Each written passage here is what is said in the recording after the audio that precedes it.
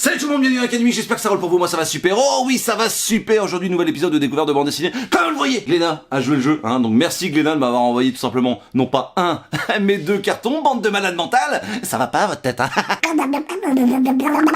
T'as rien compris, c'est normal. Donc merci Glénat, et je pense que je vais faire deux vidéos, hein. Une vidéo par carton. Faut pas être sorti de Saint-Cyr tout simplement parce que je vois bien par rapport à l'outil YouTube Studio, hein, qui est mise à disposition des créateurs de contenu, qu'au bout de 20 minutes, vous en avez plus rien à branler, vous êtes plus là. Ah non, vous êtes plus là. Et moi j'ai pas que ça à branler de parler tout seul devant une caméra. Après tu vas me dire oui Mimile, c'est toi qui as choisi. C'est vrai. Mais bon, c'est pas une raison. Donc avant de commencer, c'est quoi un découvreur de bande dessinée? C'est simple, un éditeur, un pote me prête, me donne une bande dessinée que je suis susceptible de ne pas avoir lue. Je la découvre avec vous, je dis ce que j'en pense, que j'aurais été susceptible de l'acheter, est-ce que j'avais envie, est-ce que j'avais pas envie, bref, est-ce que ça m'intéresse ou pas, et puis après, ellipse temporelle, je vous fais une critique sur l'œuvre. Voilà, tout simplement. On va peut-être se calmer, hein. C'est parti.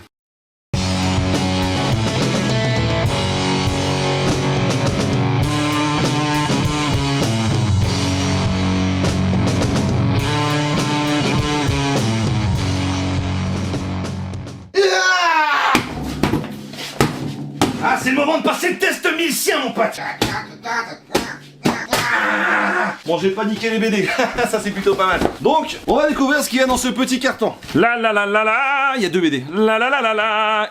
Tony, Toti, j'ai entendu dire que tu vas battre les records suprêmes. Ça c'est dans le dessin animé, les gars, marquez-le dans le commentaire. C'est parti.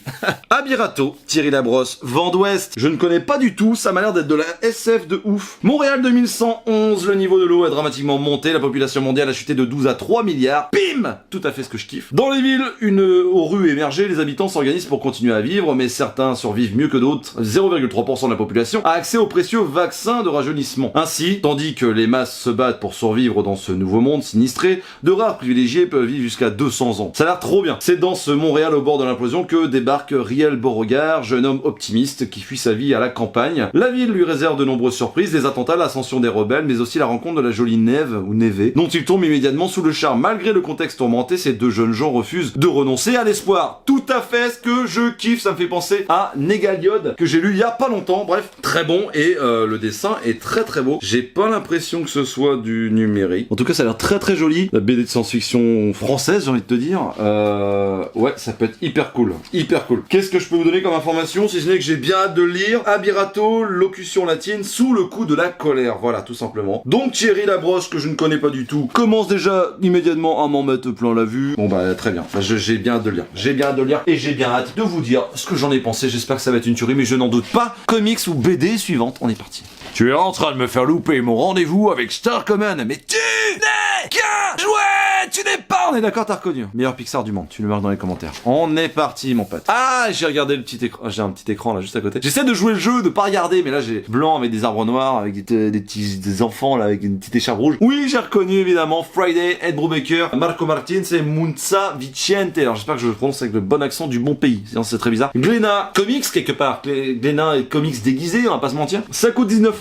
Évidemment, je voulais me le prendre, mais dans la vie, on peut pas tout prendre, hein, c'est comme ça, donc je suis bien content qu'il me l'ait envoyé, vraiment. Ed Brubaker, gros coup de cœur, jusqu'à ce qu'il casse les bonbons avec Reckless, à refaire la même salade et le même machin. Alors, il y a plein de gens qui vont te dire, comme First Print, qu'en fait, il faut s'accrocher et qu'au final, ça devient de plus en plus intéressant parce que le socle est de plus en plus costaud et du coup, au final, bah voilà. Mais moi, ça m'a gonflé à arriver au deuxième tome de Reckless, j'ai dit stop, quoi. Et je sais qu'Ed Brubaker, j'ai besoin d'être reconquis par cet homme-là parce que je trouve que c'est un artiste qui est talentueux, que ce soit sa vie, son passif, qui est très intéressant, et les œuvres qu'il a mis, qu'il a posées sur le papier, les histoires qu'il raconte sont toujours très bonnes, sauf Reckless qui m'a un peu gonflé, donc j'ai pris un peu d'écart avec cet auteur, mais là, effectivement, sur de l'occulte, alors, ça parle de quoi? Il me semble que c'est des enfants qui... Alors, quand Fritz Earl revient à Kings Hill pour Noël, la neige tombe à gros flocons. Elle, qui a grandi dans cette petite ville, s'apprête à retrouver son meilleur ami, Lancelot Jones, prodige local, mal aimé de tous. Ce garçon a toujours su résoudre avec l'aide de Friday les affaires occultes de la région. C'est bien ça. Pourtant, leurs retrouvailles n'auront rien d'idyllique. Donc, c'est ça, c'est des gamins qui enquêtent sur des faits un petit peu paranormaux, et ça peut être très intéressant. C'est beaucoup moins terre à terre et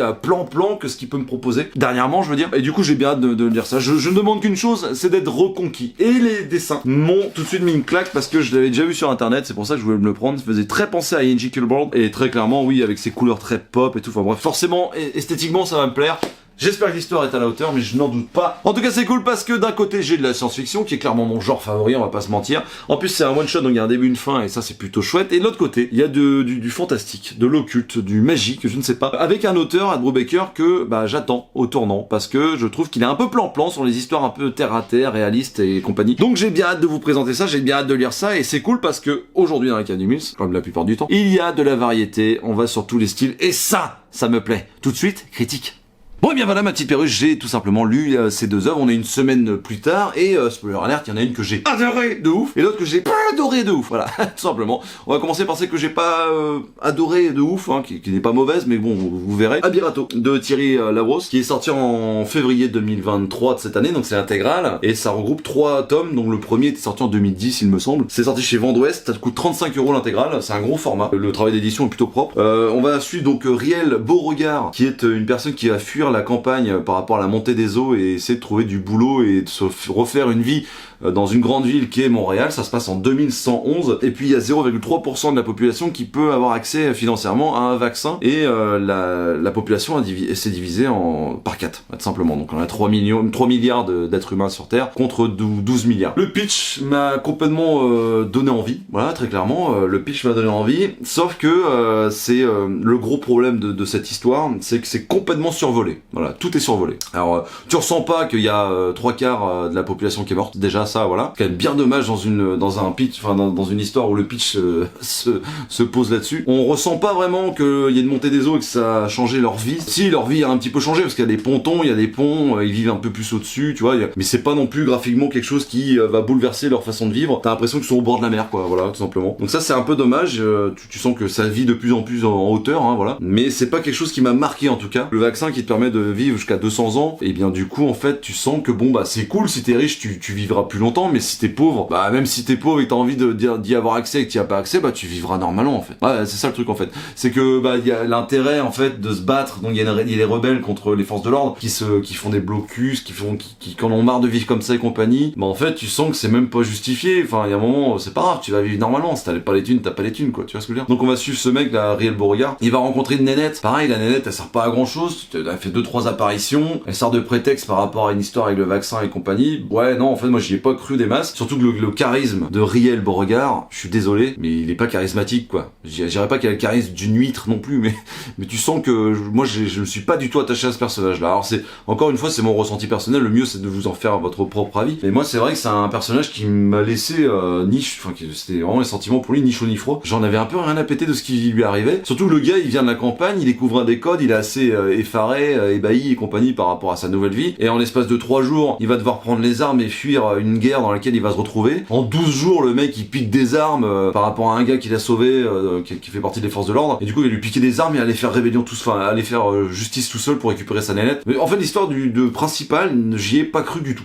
Là où j'y ai cru c'était l'histoire de cette femme là qui a un lourd passé par rapport à l'entreprise qui crée les vaccins, j'ai zappé son nom, mais en tout cas elle, effectivement j'y ai cru dur comme fer, parce que son histoire est quand même vachement bien foutue. Elle s'appelle Ghana, et la nénette est recherchée, et puis elle a des petits pouvoirs un peu télépathiques, c'est à dire que c'est pareil, ça va pas jusqu'au bout du bout, je trouve. C'est toujours un peu la même chose mais c'est stylé, c'est à dire que la meuf par la pensée elle va pouvoir tu sais se faire soulever des mecs, un peu comme Dark Vador, tu vois, genre Luke, t'as piqué une Nutella mon pote, t'es mort. Tu vois, vraiment on est dans ce délire là, et c'est assez sympa parce que le mec il est crispé, il est en l'air comme ça, et puis il lui pète la gueule à distance, ça c'est cool. Mais du coup ça va se répéter uniquement comme ça, et t'as pas un moment où tu vas sentir que la meuf est ultra puissante, même si tu sens que faut pas la faire suer. Mais je trouve qu'elle est charismatique, elle a quelque chose, elle a une histoire, en plus quand on apprend son histoire c'est quand même plutôt bienvenu, et ça c'est vrai que du coup pour la construction de cette meuf là c'est vachement intéressant. Le rapport avec son voisin aussi, qui l'a couvert, qui l'a protégé, ça c'était vraiment bien. Et les forces de l'ordre, en fait l'équipe qui va du coup se retrouver en plein milieu d'un conflit entre l'État, parce qu'en fait quand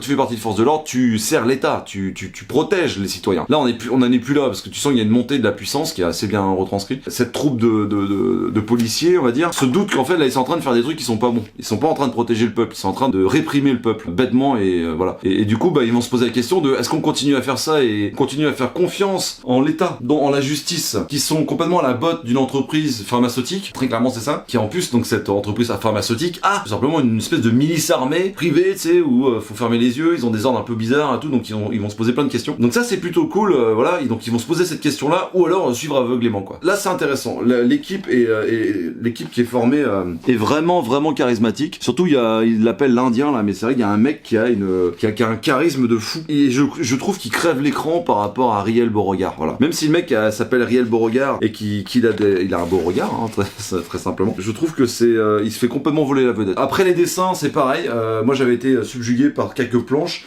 genre celle-ci, tu vois, c'était vraiment trop stylé, mais en fait ça fait carrément le café, ça y a pas à dire, la couleur est bien amenée, le code couleur est quand même assez sympa, mais voilà, c'est pas non plus quelque chose qui m'a explosé la rétine. C'est très beau, ça sert bien le récit, c'est suffisamment efficace pour ne pas voir les dessins en fait au final. Tu sens que dans le mouvement, ça se déplace bien, les combats sont très dynamiques, il y a des onomatopées bien placées, tu sens que quand la meuf elle les fout en l'air comme ça, bah tu vois, tu sens que voilà, ils sont vraiment crispés, ils peuvent plus bouger. Quand il y a une vraie fight et qu'il se fait balancer contre un mur par exemple, bah là tu vois, là ça cogne sec quoi. Là ça fait du bien, là on y est vraiment dans le roman, enfin dans le roman, dans l'histoire d'action. C'est une histoire qui globalement m'a fait plaisir. Il faut toujours se faire son avis soi-même. Moi c'est vrai que ça ne m'a pas touché. C'est une belle histoire d'aventure, voilà, et puis au final on avance bien, c'est agréable, j'ai pas passé un mauvais moment, mais c'est vrai que du coup c'était un peu téléphoné, c'est un petit peu cousu de fil blanc, et quelque part je suis un petit peu déçu que le protagoniste principal ce soit pas Ghana là, cette nénette qui a des petits pouvoirs psychiques. Là ça aurait pu être vraiment plus intéressant, parce que c'est vrai qu'au final on la voit que très peu par la fin,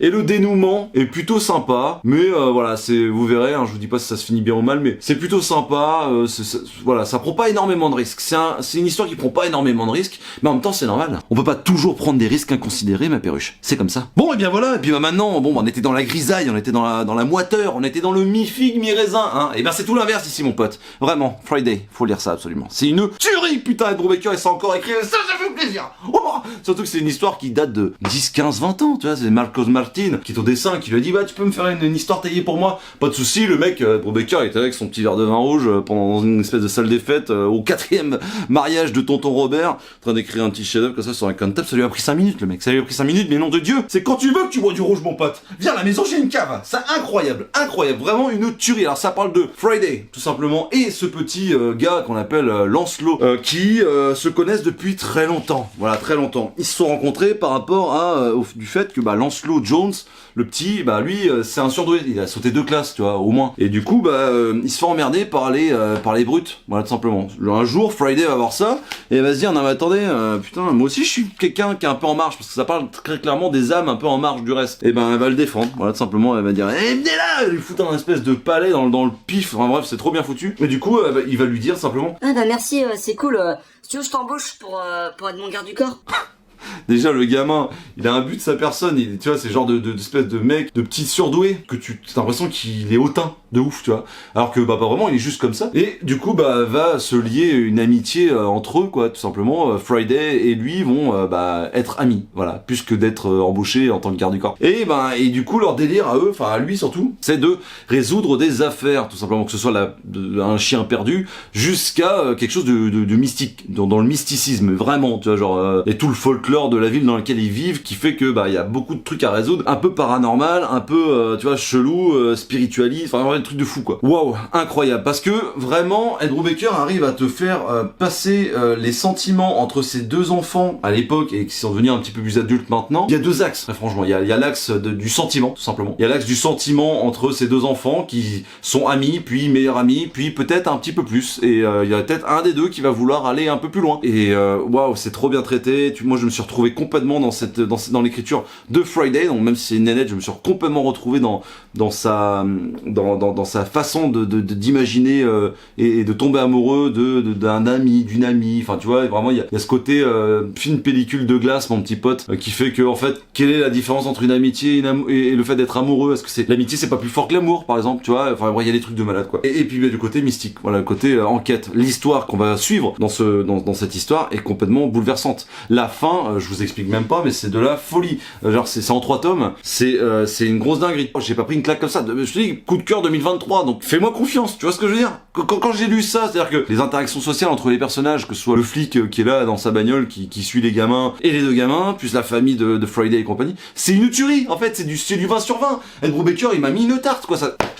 Oh putain, c'est un truc de malade, mon gars. Moi, je veux lire ça plus souvent, c'est une tuerie. L'histoire, elle est bonne. Ouais, ok. Mais ce qui est encore mieux, putain, c'est les dessins, frère. Regarde-moi ça, comment la beauté du truc. Franchement, j'ai rarement... Moi, je te dis, ça me fait penser à ING Culborn, mais je crois que c'est encore plus fin. Il y a du détail dans la forêt, il y a du détail dans la ville, il y a du détail sur les personnages. Regardez-moi ça. Et je crois que la couleur...